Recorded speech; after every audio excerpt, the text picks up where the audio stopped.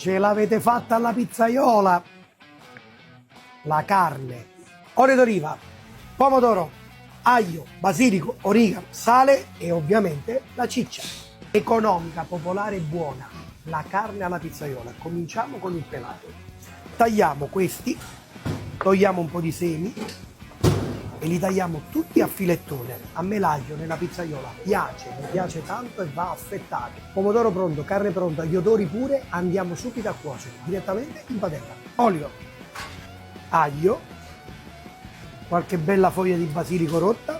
Quando vengono sugli odori, spegniamo subito col pomodoro che è rimasto passato. Lasciate che cuocere adesso con un pochettino di origano e lasciate ridurre. Salate leggermente la carne, aggiungiamo quello che voglio far rimanere un po' più coriaceo, al dente e piacevole al morso. E poi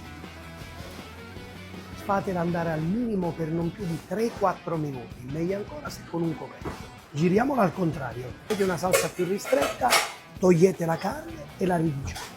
Mettiamo le fettine nel piatto e adesso facciamo stringere la salsa. Sugosa, sugosa, sugosa. Un po' di basilico, scina d'olio ancora. Questa sì che è pizzaiola e fate i bravi.